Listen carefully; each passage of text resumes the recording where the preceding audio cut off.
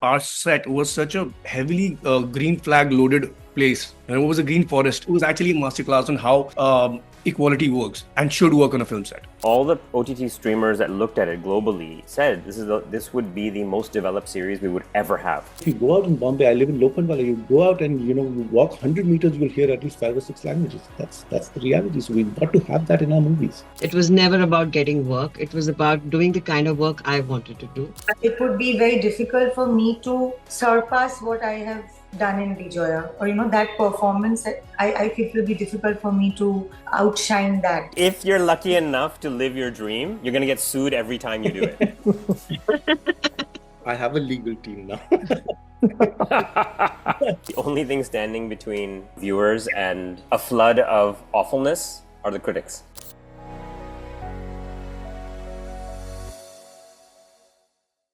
So welcome to the Critics' Choice Awards web series Roundtable for nominees for this year for 2024, the most celebrated web series of 2024.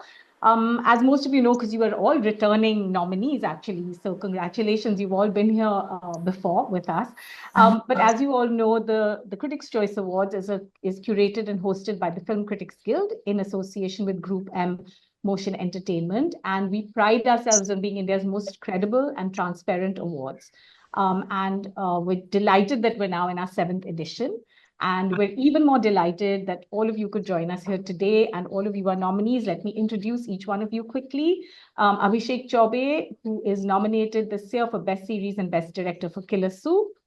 Thank you and congratulations. Barun Sobti, who is nominated for Best Actor for Raat Jawaan Hai. Divya Dutta, who's nominated for Best Supporting Actress for Bandish Bandits Season 2. Richie Mehta, nominated for Best Series and Best Director for Poacher. And Swastika Mukherjee, nominated for Best Actress for Bijoya. So thank you and welcome, everyone. I'll open the floor with asking all of you this one question, because we are part of the Film Critics Guild and this is the Critics' Choice Awards. In today's time and age, when everyone is in some way or the other immediately reviewing your series, films as soon as it comes out on OTT, and there is no kind of a breathing space for it to, slowly reach people, where do you think the place of criticism in today's time lies in? Like, what is your take on the importance of criticism per se? I have very strong thoughts about this, but I won't get into it too much. I think that right now, the only thing standing between viewers and a flood of awfulness are the critics. I really believe that the function of curation right now is so crucial because of the flood of information and flood of media and flood of things being made and what's being thrown at people. I think that's only going to increase as more and more people take media into their own hands, as more and more consumers consume short form content through social media, and less of the work necessarily that we are doing, where we're taking 1, 2, 3, 4, 5 years to do very carefully premeditated work. So I feel that without good critics and without, as you said, even transparency, without all of this happening and without actual critique happening, the work will atrophy. It will not get better. We won't push ourselves. And the viewers won't even know where to find us. I'll second that. And I feel ever since, I've been a total movie buff, but the first thing that you ever look for when you're really going to watch a project, either on big screen or OTTs, is what the critiques have to say about it. That really impacts your mind and kind of prepares you for what you're getting in for. And as Richie very rightfully said, it saves you. It brings you to the people, it tells them what you think about it, and makes us just come closer to the audience that we are heading for. And personally, I feel a lot of critics' choice is, for me, is an impact whilst I watch something. Of course, what I watch is going to be my view, but an impact before I go in. I agree with what Richie and Divya ji also have said. These are confusing times, challenging times, both for filmmakers and for critics, because of the technology changing so rapidly in front of our eyes. So, as a filmmaker, I just, just hunker down, pull your socks up, and just put your ear on the ground and figure out what people want to watch. Can you give them, or what you want to make? Really ask yourself. And I think that goes for critics as well. I mean, because when you have so much, there's a glut of information out there. So you've got to maybe, look at what you do very carefully. I think a lot of criticism is just about this is a good film or this is a bad film. I think it's got to go beyond that a little bit and really look at what the film is trying to do or say. So yeah, I think both the parties have to really look inside now and figure out, where do we go from here. So I'll ask this to Richie. Richie, like, how important do you think is the rooted casting important? Because let's say in Poachers, you have a lot of incidents happening in Kerala. So you have Malayalam actors playing there. You have got Bengali actors playing Bengali characters. So how important do you think is that part of it, of getting native speakers playing those roles? Look, it depends on the intention of the project, I believe. If you're just out to entertain, which is as noble as anything I'm about to say, then you might have a different paradigm in terms of how you cast. For me, especially with respect to Poacher, it was very important because it was a real case and it was a live case, and it was a case that was solved pan-India.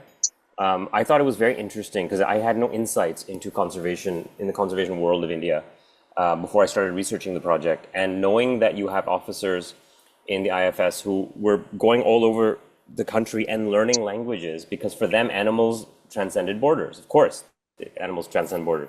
So if somebody loves the Asian elephant and they want to go to the most densely populated region of Asian elephants in the world, which is Kerala, and they happen to be a Delhi-born Bengali speaker, and they're posted there, I thought that was very interesting because especially in the times we're in, it was very polarizing times. There's very few issues that everyone can get behind. And I don't think anyone on earth wants to see an elephant shot in the head. If you do, there's a big problem, I think. So I just thought that was part of the story that I wanted to tell, and it was part of the audience I wanted to go after. If I wasn't doing justice or honoring the real people, and in terms of the language casting, I was absolutely casting appropriate to the real people that story was reflecting. So, when I cast Nimisha, who I was very, very, very fortunate to work with, I really think she's one of the great performers of the generation. She brought things to the role that I would never know as a Punjabi Canadian, and I had to rely on that. And if I had cast somebody else from a different part of the country and maybe even ignored the language part, which, by the way, there were financiers who were lining up asking me to do that, saying, we'll give you as much as you want, just don't do it in Malayalam. And so it was very important to me to be honest to the intent of the project. It's kind of interesting. I'm going to just jump in here, Abhishek, because Killer Soup, in fact, you've taken a different route, right? You've got Manoj playing a character from the South, but you've cast, a very North Indian actor in the role. Do you want to talk a little bit about what sort of, dominated your casting choices or were behind in the thought process for your casting for Killer Soup? It depends on which Manoj you're talking about, because there were. Oh, sorry. Okay, Bajpayee as well. No, 2.5 of them. In the Manoj plays 2 characters. One of them is the Shetty from Bombay. Bombay is full of Shetties, although Shetties belong to Karnataka, but Bombay is full of Shetties. UDP restaurants all over the city, and I myself have my own relatives who are Shetties. So he's a Bombay Shetty. So he's a Bombay guy, really. And the other one is from Jharkhand Odisha border. So they're both playing non-South Indian characters as such. And with regards to the language, I mean, most of the actors from Konkona is Bengali, and she works in Calcutta and Bombay. And I needed an actor of that caliber. She was speaking very little Tamil in the show. So it was a question of just making her work at her Tamil. Rest of the characters who speak Tamil are from down south. So there was no issue of that sort. I mean, I also completely agree with Richie, because the thing is that, in India, even in provincial towns, you hear more, every ordinary person speaks at least 3 languages. That's the reality of this country. And for very long, we've just completely ignored the fact. I mean, leave alone accommodating other languages. The Hindi that we speak in our movies, nobody speaks that. Nobody talks about that. So there has been that change happening for the last 20 years in us now, where at least the dialogue has improved considerably, where people are writing like how people would speak. And the fact of the matter, if you go out in Bombay, I live in Lokhandwala, you go out and you walk 100 meters, you'll hear at least 5 or 6 languages. That's the reality. So we've got to have that in our movies. There's just no question about it. Financiers get very upset at that idea. Yeah, I mean, Netflix, for example, has a thing that 25% we can accommodate other languages. And how do you determine that? I mean, do I break down all my dialogue in words and then say 25% words are going to be in Tamil? That's really hard to do. But by the way, that's not just Netflix. I would say globally that's happening all over the world. There's a kind of cultural nationalism that's happening along with nationalism. Yeah. And so financiers in UK, Canada, US, Western Europe, they'll say, we'll finance this. It has to be in our language. And there was a small period where that opened up about within the last 5 years, and that's shut again. Yeah, we are regressing as we speak. So yeah, that's happening too. Yeah, Shudh Hindi is coming back. Yeah, because when you talk to the actors here, as they're saying, the whole ecosystem is changing, and now earlier, let's say you used to have this, I want to become a film star, and then slowly probably transition into other sizes of screens. But now when you look at the actors coming in and like in terms of craft or writing or opportunities, how do you see that? Like, do they only have to look at the big screen per se, or they can, let's say now you have different OTT platforms, different things happening. So as actors, how do you think you navigate through this problem of abundance that's around you? So I don't know. I mean, I'm sure you've seen the quality of films these days that's coming out. So that's one, way to determine the kind of parts you want to pick up. And OTT has so much to offer. Like the first question that you asked was how important is the role of a critic when an OTT show comes out? I mean, there's 2 points of views to that. As a viewer, like I'm sure, not only me, no one has any time to waste. So you don't want to start anything that you want to waste 10 minutes in and then go determine, you want to watch this or no. So you depend on the critics, and the critics have been a huge help in bridging the gap between an intelligent viewer and audacious filmmakers. So I think that's the first part. And second thing, it's become pretty easy, to be honest with you, in case like you also have to know how you placed in your career, what choices you can make. You should know your reality. But right now it's a dream run that some people are having on the OTT space. That's because of the content that's coming out. So I mean, it's pretty clear the kind of work you want to do. And I know that whole idea how it starts. I'm going to be a film star and stuff like that sort. But I think growing up helps. I feel there are too many choices all around, and we really need to be conscious as to what to say yes to. And there's so much happening, and there are months where you get too many work offers, and you're reading so much of content, and then you really need to focus and understand and decide what is going to it's not about just building your career, but also what is going to help you grow as an actor or as a performer. And I feel critics, the authentic ones, I think they are helping us to determine also as to how we are doing in our performances, because there's just so much of discussion going on, and on social media everybody is a critic nowadays. Everybody has their point of view. Everybody knows how to make films, how to play cricket. I mean, we are jack of all trades, master also of all trades, according to us. So I feel, places like this, they also make us understand as to what we should focus on. And also as an actor, even though a lot of actors are now coming from regional places and, working nationally. So yeah, I think we also need to understand and grab roles which will help us grow and not just say yes to everything, because so much is happening around us. Well, I think it's very interesting in my case. When I had started off, you were like given these typical boxes that you will be ticked. If you play this, you will only be doing this. And for me, the interesting part was to break that And it was never about getting work. It was about doing the kind of work I wanted to do. And you, as an actor, know what you're capable of, but the whole world probably doesn't. So to bring across that is a very small one step at a time, where you have to, as Swastika said, say a lot of no's. There might be really, really amazing offers, and the whole world might think you're stupid, but then you have to say those no's to get those final yeses that you want.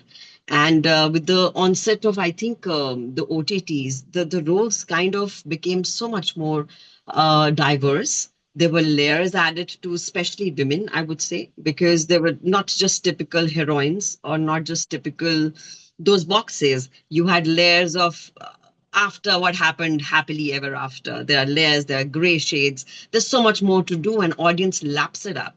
So I think I have always followed my instinct, and I've always have, and I think in future as well will do that, because I think it's a journey that you enjoy.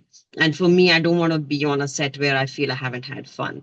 So for me, the director, the unit, the story, everything that makes me jump up could be any role. So for me, that's breaking those shackles, and yeah, that's been a consistent thing.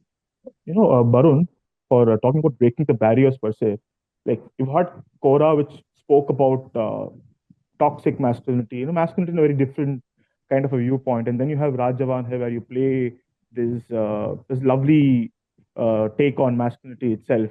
So in some way, because I've also seen your videos about where you talk about the idea of masculinity and toxicity around it. So do these subtle messaging things also kind of play a part in you saying yes to certain roles? Yeah, it's the writing. Yeah. The point is that it's very simple. Like I said, you don't want to waste your time on things that are not worth your time. I'm not saying that my choice is the best in the world. I'm just saying everyone's choice is different. And I love nuanced writing. And when you can read it well, that means you'll be able to portray it well if it's a one go thing.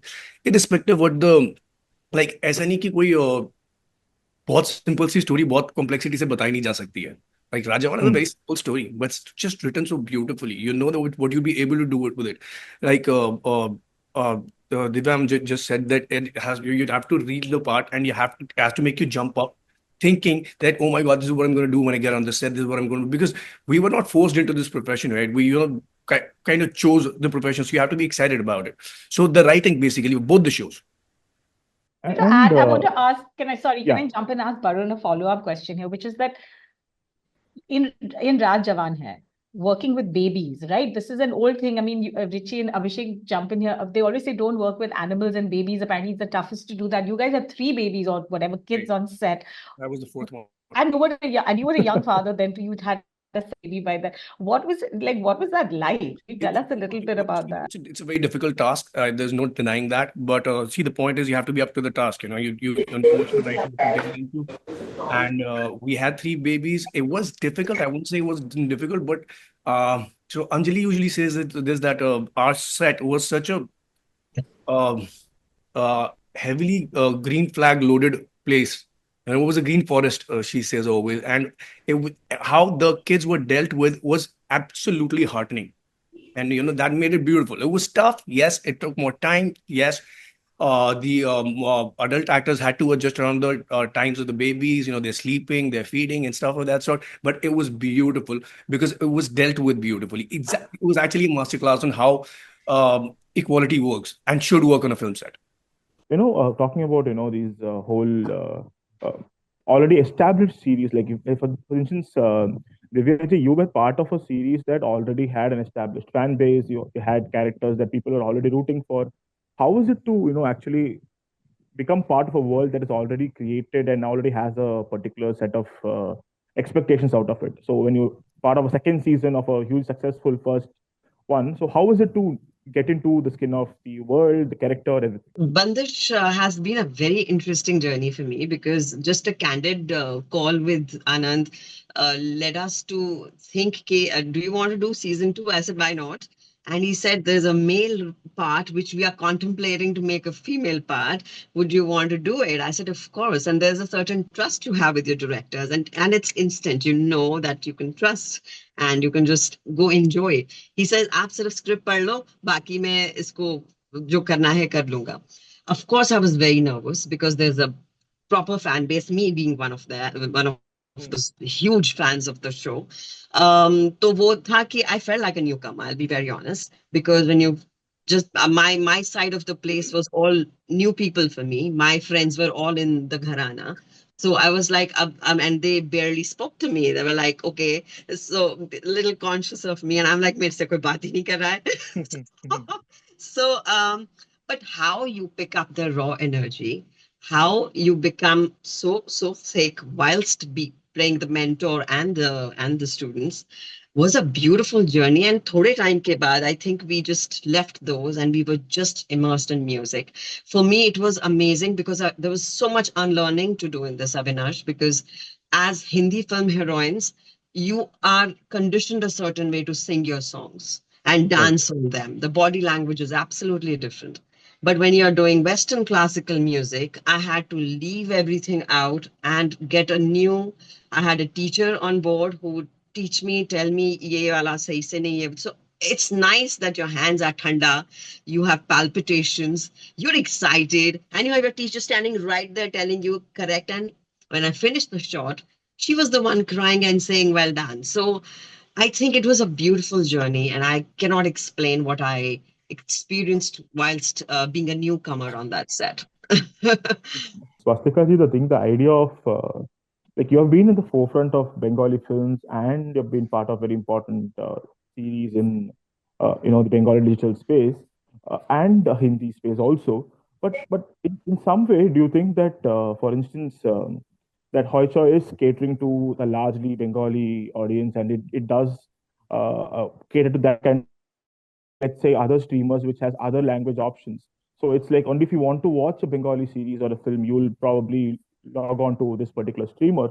Uh, is that sense almost liberating or is it limiting you? Like, how do you see that idea of being being part of a streamer that's just catering to one language as opposed to the others?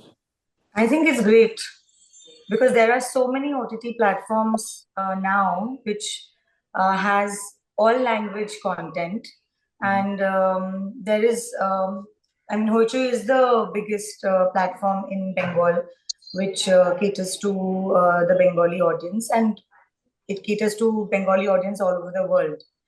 So yeah, you just have a specific platform where you watch language which is your mother tongue, or you watch it because you love the language. I think, and for actors, if I'm getting the opportunity, or if I'm getting the scope, or I'm wanting to do some work in some other language, there are so many other OTTs that can give me that. And yeah, I feel actually good that we have something where we are only making content in a language we love. And Poacher is doing a lot of that they're trying to they're trying different genres, they're trying different they're experimenting a lot with the content, and I feel quite overwhelmed that I've done very good. I've done very few good shows with them. So yeah, I mean, and it is also putting my work or their work on the national platform, and that's why I'm here along with all the lovely other people today. So yeah, I mean, we are reaching there where we are getting recognition nationally, so it feels great. Swastika, on Bijoya specifically, I mean, it's your character's story. I mean, it's very much the mother's story, and it's a very tough part to execute. Can what was that like to sort of just get into that world and that space, because it's a very emotionally, wrought role. Yeah. So what was the sort of process like for you working with the creators of this show? See, first I knew the story because it's a real life incident much before it became a story. So, and it has happened in a university where I had studied. So, and it's still, the case is still going on. And for a year or so, we were people who are aware of the incident. There was a lot of conversation happening about it in every kind of, smaller circles or get-togethers or events, wherever. And it was there at the top of my mind.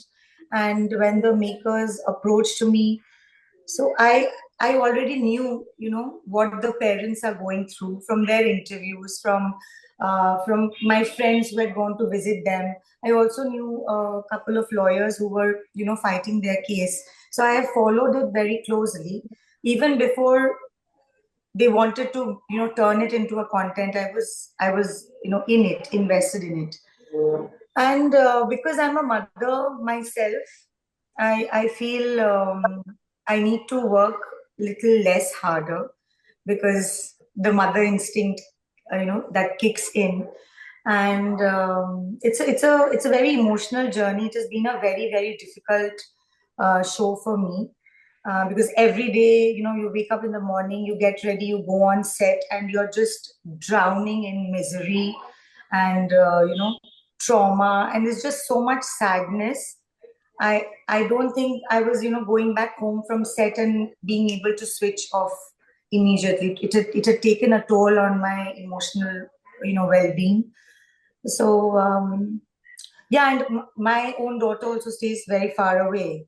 So I think in that period of time, I think I've made the most amount of phone calls to her, because that the fear and the loneliness, everything kind of kicked in, and you worry about your child's safety more nowadays, either way in our country. But yeah, I mean, you just kind of, you don't know where the real and the real, it's a blurry situation. So yeah, it has been difficult, and I personally feel that whatever other roles I play, which has such a strong emotional, attachment, it would be very difficult for me to surpass what I have done in Bijoya, or that performance. I feel it will be difficult for me to outshine that, because yeah, it somehow became a very personal journey for me. So, maybe people could relate to it and people could connect with it. And I also could connect with it as a mother, as an audience. Actually, so this question is sort of springboarding from what Swastika said for Abhishek and Richie primarily, is that, a lot of actors, and please, Divyaji and Barun, jump in if you like. A lot of actors say that when they play a role, just like Swastika indicated, it's very hard for them to exercise that part afterwards. It takes a lot of people have kind of little tricks and tools that they employ to get out of a particular, some people go on holiday, some people go to Vipassana, it's all kinds of things. As creators, do you also have a similar need to flush out what you've just endured or experienced with a long show? That's a good question. Reproduction is a trauma of some kind, actually, and especially with the OTT space, because we're doing 400-page scripts, and they're so personal to me. With Delhi Crime, I actually had to take several months off afterwards. I couldn't work. I couldn't think about it. Movies. I couldn't think about series. I have yet to see what that show even is, to be honest. I haven't watched what we did since then. I mean, I finished the mix, put it away, and can't even go back to it, because it was just a 6-year process of engaging in some of those themes and ideas. And I did it because I did it, I had a shield of the real officers, the lady officers who had dealt with that crime. So that was the way in which I learned about everything and channeled it. But they had a lot of trauma training. And so I just kind of went right into it and got the flood of it. And then after the process was done, I kind of, it's like your hands are clenched for 6 years and you realize, oh my God, I need to just not do this. Same with Poacher. Poacher was a very, very, very intense work period, even though the crews and casts on all of them were incredible. And we had no issues on one whatsoever from an execution standpoint. It's just that when I care more, the more I care about a subject, the more difficult it is for me to switch off and know what to do. And I'm trying to figure out a way now, because I have this thing of making my sets as easy and fun for everyone around me as possible. I treasure sleep, so I make sure we never go over time, things like that. And everyone seems to have a good time. I'm trying to figure out a way for me to have a good time. I haven't quite cracked that one yet. With actors as well as filmmakers, I mean, there are no half measures. You've got to go all in. Yeah. You're making something. So it's almost like during the period of making it and releasing it, all of it, I mean, it's almost like you're another person. You're in that zone. You know, Yeah. everything you are is colored by the film or the show that you're making, and the way you look at life itself. I mean, Yeah. that completely. It's like different glasses you're wearing. Absolutely, and the problem for me that I feel is coming out of it. Yeah. It takes a lot of time because it's literally. I mean, exactly the analogy is perfect. You know, it's like you've got to get your eyes checked and get a new pair of glasses because you were wearing. You know, so that takes a little bit of time. So I have trained myself now, which was harder when I started my career. But now I have trained myself that right towards the end of what I'm doing, I start like, you know, developing something else. So it's, you know, it's like a touch. And that more often than not, the thing that I start developing when I'm finishing something that never gets made. But it's just that it's almost like, you know, when I come out stumbling from this show or this film, I have something to hold on to, you know, or I'll feel bereft. I'll feel completely at sea, you know. So yes, it takes a long time, and regardless of the genre for me, I mean, when I did something like a Sonchiriya or Udita, which was pretty, you know, dark and traumatic, but I've also done light-hearted stuff. Even in that, you know, even when I did light-hearted stuff, it took me some time. Like Soup was very light-hearted, but it took me some time to get out of it. So yeah. I have an analogy for production, which is I feel like it's the last 6 hours of Everest, and your blood is dying as soon as you reach that last camp, and you have 6 hours to get up and plant the flag and run down.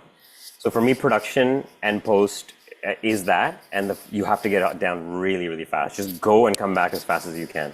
You stay too long, and you'll just. And then after coming down again, you have this state of shock of it's open and closed mode, right? When you're in production, you're in a closed mode to the world. It could be trauma happening around you, but you're just on your, no, I have to get this done, and this is what I said I would do. And then afterwards, when the world starts flooding in, it's overwhelming, I find. The other thing also is that when the thing comes out, whether it is a success or a failure, in both cases it's an anticlimax. Yeah, oh, for sure. There's never a celebration point where you say, "Ho gaya, bas." It doesn't exist. It doesn't exist. Yeah. And then when you do, there's a case against, like something will happen, right? It's just like, okay, now the legal battle, just to execute, just to deal with what I just did. Yeah. Why is the world against me all of a sudden? Yes, after everything that I've made. So, oh my God. Everything that I've done, right from my first film till Soup. So, yeah. Oh. I mean, this is the first time they don't tell you that, by the way, in film school. They don't tell you that in film school. That if you're lucky enough to live your dream, you're going to get sued every time you do it. Normally, this question is asked to the actors. I'm so glad you guys asked them because they have a lot more to deal with. Yeah, in our cases, I think it's only the fact is that are you even aware of it or not? Because sometimes you take it back home in your subconscious. You don't even know. You feel you've disconnected and come back. And I just shot something in Kolkata, and it was a biopic, and it was such a heavy film. So I came back laughing, saying bye to everyone, and I came back and I was quiet for at least 15 days. I very unlike me. So I was like, "Ye kya hua?" And you realize you've brought something back home with you, and you gradually have to return it. It's such a process. But for us, I think it's just a role. But for them, it is like a lot more is at stake as well. I mean, their production, their post, and then of course what they're talking about, and of course all the different actors coming in and what they are dealing with, and they have to deal with them and their personal journeys as well because they hold our hands. So it's a lot more at stake for them, I'm sure. My favorite filmmaker recently, he's retired now. And somebody asked, would he make another film? And he said, nope, it took me 2 years to kick the habit. I'm not coming back. Whoa. And I said, yeah, you know what? I get it. You got out of this. This prison we're in, which has no guards, that we choose to stay in, he decided to leave. And it took him 2 years. Yeah. There's two interesting things that just came out of what all of you said. One is, like the new kind of challenges in making content today, right? The fact that look at the world, look at what's just happened in the last week. So everyone's so easily offended, and there's somebody or the other whose sensitivities you have to constantly keep in mind. As creators then, more than as actors, I guess as creators, is that somewhere there now subconsciously, subliminally sort of in your mind when you're writing something? over the years, I've become much more aware of it.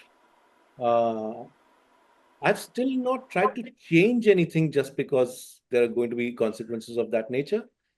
Um, but I have better prepared myself, so I have a legal team now. And I do get it vetted, the script, only to reject all the changes that the lawyers are asking for. But at least you know going At in. least I know at least I know, so I'm not going to be blindsided. I'm better prepared, but at the same time, I must say that I don't put my own money on this, right? So I have got to get money from the studios or from the streaming platforms, and they are loath to doing certain kind of stuff now. So there are going to be there is material lying around in my office that I have written, and I know that if I go out with this, I'll be wasting my time. So that is there. I mean, but these are the times we're living. I mean, it's just our shitty luck that we are making films at this time. But it's just the way it is. I mean, I think I just what you just said. I would add it to the list of one of many problems there are in creating and executing a project. It's somewhere in the middle. So I look at it as every project I make actually is usually based on a premise of a promise that I've made to somebody, and that promise is usually a very ethical promise, and I build the project around it, and I keep that in mind all the way through, even to the marketing of it, and that protects me. It protects my conscience. I think it protects a lot of other people's conscience associated with the project, and that promise usually takes me years to arrive at. So it's a very measured commitment I'm making, because once I make it, I've made it, and I have to see it through. So all the way through, even when I get the legal team vetting it, I said, okay, well, how does this affect what I said I would originally do? And if I stick to that because there's a purity to what I originally intended, I feel like it's a good protection for me. And a lot of people challenge it. A lot of people will come and say, "Aise karna chahiye," and I said, "Sorry, that is forcing me, inducing me to break the promise. I won't do it." It's a real protection, and sometimes it's just to myself, deep down to me. And if I'm forced to break it, I happily leave the project, because I only have 5 or 6 of these left in me in my old age. But as actors, do you think you're also limited by this kind of a, let's say, you're looking at the response a particular kind of a series or a film is getting, and as actors, do you also have to choose, like, should I take this up? I know this is a good role, this is a compelling role, this is a good series, but this could lead to some kind of an offense, someone taking some kind of an offense, and that could affect me in some way. As actors, do you also have to make this decision? A lot comes from the entire project. First of all, your instinct tells you you really want to do something, and everyone will have different perspectives of it. You might have your own, somebody else might see it differently, third person will see it differently. Then, of course, who you're working with. Um, are they doing it for voyeuristic purposes? Are they making a film and they really need to say something? I think that's a huge dependency an actor has on the maker, and there's a trust that you have. And when you're playing a character, you have to give it all that I mean, your best, whatever that you're playing, and you have to then leave those inhibitions of any sort and just get into it, because then the role flows. Then it's not you, and your mindset and your thinking has to be aside. Once you've given it a green signal, then you got to go with everything you have. I don't. You can't. You can't. There's way too many restrictions, anyways. And the actors have to pick up roles based, and that's how your career is shaped. And you've added more instructions. You'd be just sitting back home doing nothing, and you'd be seeing the same frame Udita for the next 10 years. So yeah, there's no point doing that. And I think like Richie and Abhishek, what you're saying, because they can't get rid of the show from their head. That's because it's the director's job to think, to be honest with you. An actor's job is to first choose if they want to do it or not after reading, and then take instructions, and then contemplate what's a fine line of delivering, because you don't want to do more, you don't want to do less, you want to do just the right amount. And that's ideally all you should be thinking about. Otherwise, you're just, doing something that's not your job. In all this, I do know the last thing I ever make will be the end of my career. So I'm saving that one. There's certain things, but there's no turning back from. For sure. It's very interesting here because there are so many angles to choosing a script, right? According to all of you, who is the real champion or the anchor, rather, not champion, the anchor of a web series? I feel however good you are as an actor, you can't rise above um, a bad writing or a bad director. So you need to be molded. You are a clay. You will give yourself, of course, but you need to be molded. You need to be given that design and that stuff. I totally feel the writer and the director are the captains of the ship for me.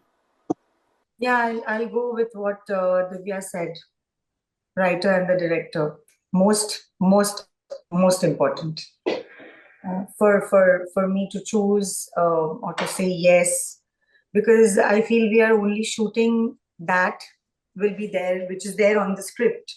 Of course, we add nuances and while performing, but we are shooting what is there on paper.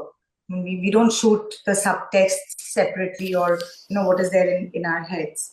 So I think what is there, the script is very important, and the director's vision, because that is what is guiding us, to become the character and to perform, and the highs and lows, and the more or less everything depends on how a director is envisioning the whole story.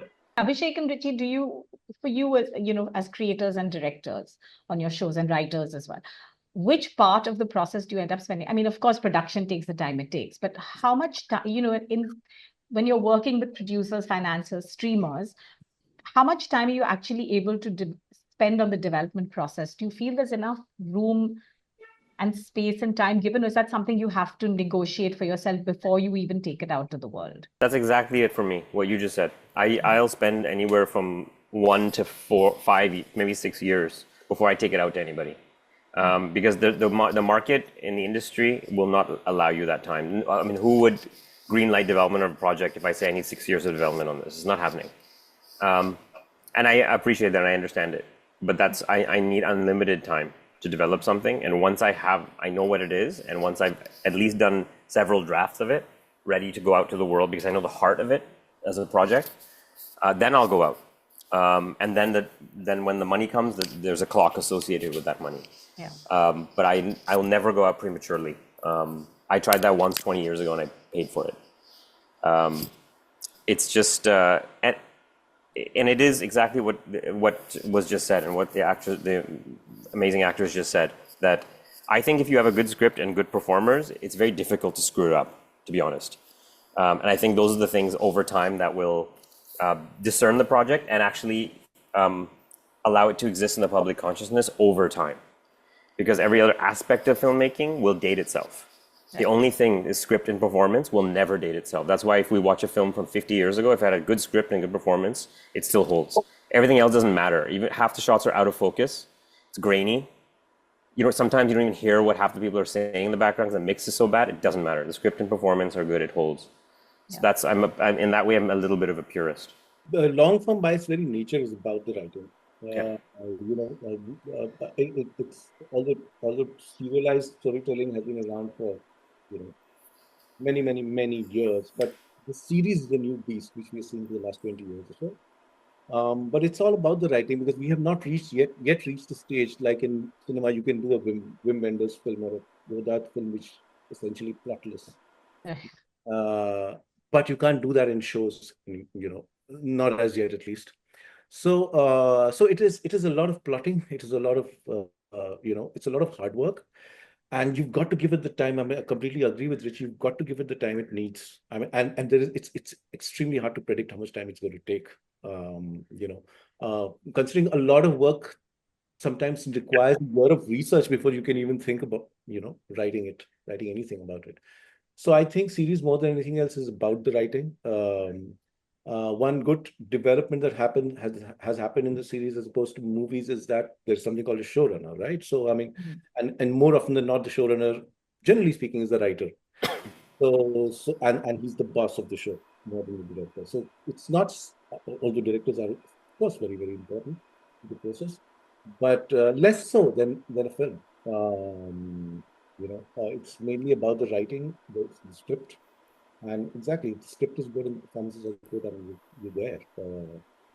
So yeah, that's the hard part, and it takes a long time to write a show. Even I mean, I didn't have the luxury of not having the platform on board after the Bible. I had to have it, but I took my time. I still took 2.5 years to write it. You know, but those were the good days of streaming. Yeah, like 6 months ago. This is 5-6 years ago. So Yeah. those were really good times. I mean, Yeah. we were little kids in a candy shop. Yeah. We really thought. I mean, it was like how Twitter was in 2010. We thought we could change the world. Look, when we went to Cell Deadly Crime season 1 after we'd finished the show, because it had been a 6-year process, and that was 2018, end of 2018, we went to the market. All the OTT streamers that looked at it globally said this would be the most developed series we would ever have if we picked it up, because they would not have started developing something in 2012 or 2013. They didn't exist back then. So for me to say this is how long this has taken, 4 years of research writing and 2 years of execution, here you go, you can put it on the air in 6 weeks. For them, it was quite a revelation of that. Oh my God, this is just not something we will ever have. They realized we will never have the luxury of taking this amount of time to do something ever. And that's when I realized, okay, then I'm not going to even bother asking you for that time. I have one question, which has sort of like been playing on my mind, guys, and I don't know if any of you want to speak of this, but this is this whole conversation that's come up in the last year about mid-TV, about multi-screen viewing, about attention spans, about writing content while someone else is also doing this. What do you guys think of this? As you know, people who put blood, sweat, and tears and years behind what you do, that you have to now compete with me looking at my phone, my iPad, and possibly one more window in my... Well, I was on a flight a few years back when Crazy Rich Asians came out. I think I was actually going to Singapore or coming from Singapore, and I'd say 80% of the screens, it was a night flight, were showing Crazy Rich Asians on that flight. In terms of everyone just chose to watch it.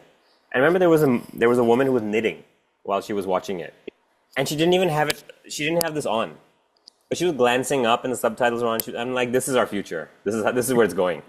It doesn't even matter, and that was a hit.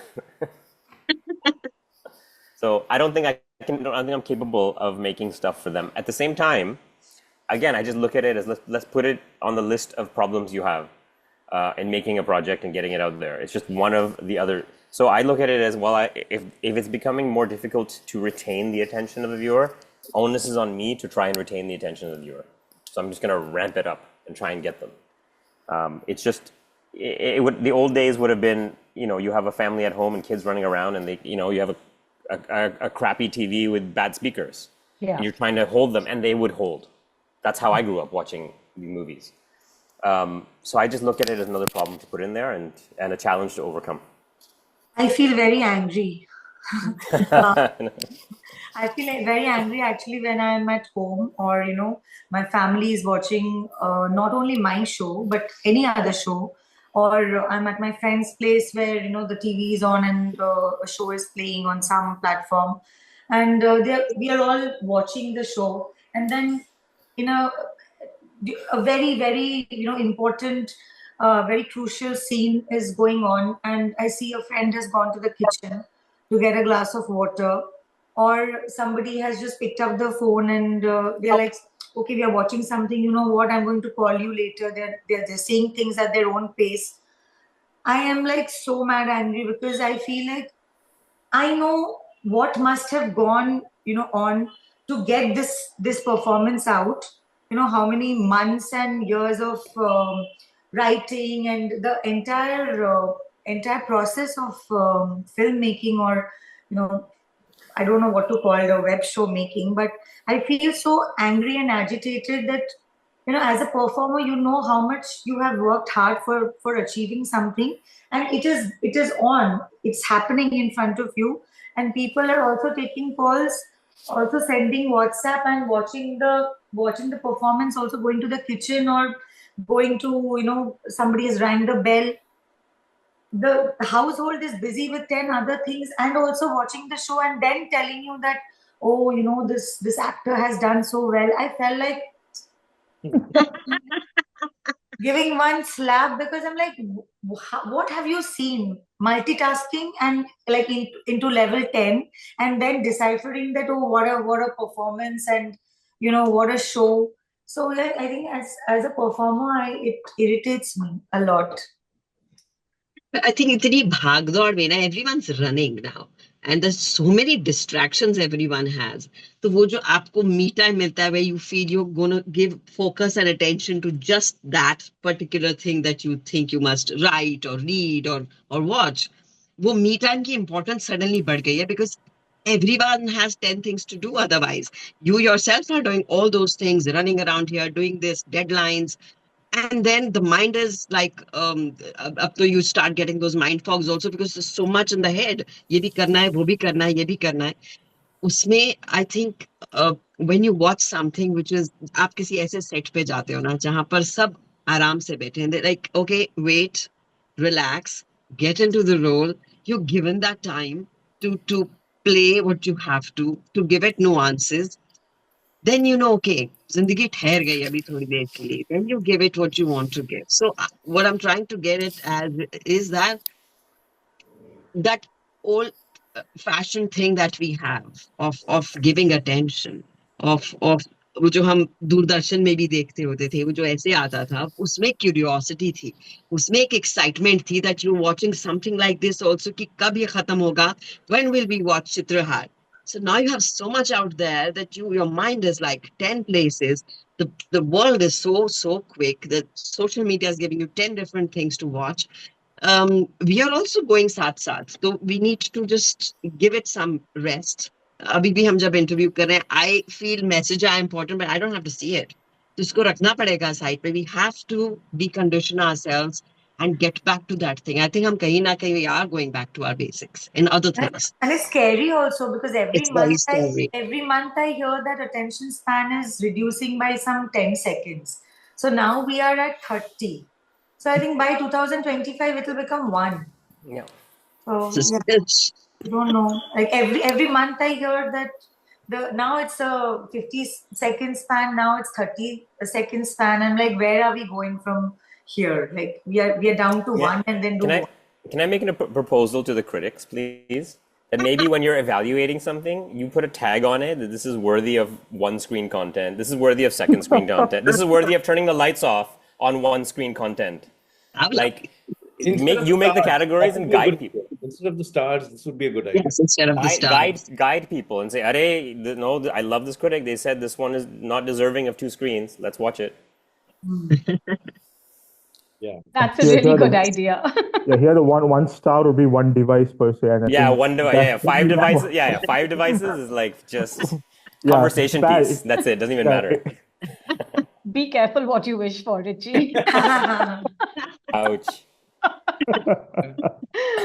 Probably we should actually, Udita, we should look into that rating system. We could actually do something on that. Yeah, we should. I think, Experimentation. This is my take from this. Like stars and then conversation. how many devices? Yeah. Yeah, and it's like the perfect antithesis, the 5 stars are the best and here you got one device. So it gets people more confused, but then we can start somewhere. So I think that... I know, maybe we should normalize this, really. I don't know. Like you said, Richie should be careful what he wishes. This is my takeaway from this conversation. Go for it. The one device. Honestly, go for it, because it disturbs me too. It does disturb me in the future. So it's your job as critics to guide people. So speak the language they're speaking now.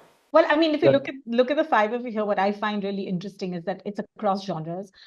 We have such a, people keep saying, oh, there's only true crime stuff and very dark stuff going on. But then if you look at Bandish Bandits and Raat Jawaan Hai on one side, Killer Soup in the middle, Bijoya and Poacher, if at extremes without genre classifying them, just emotionally, it's such a wonderful mix, and that just goes to show, and that the other nominees, we have shows from Telugu language as well, etc., not just Hindi and Bengali. So, it's just, I think this is just a great representation of the wealth of content coming out of our country. And, as a pan-India body and a pan-India awards, we're just so proud that we can do this. And thank you all so much for your time today and all the best. Thank you for having us. Such a pleasure. Thank you. Thank you. Bye, everyone. Nice meeting everybody. Yeah, Nice you to too. meet you. Yeah. See you soon. Bye. Bye. See you. Bye.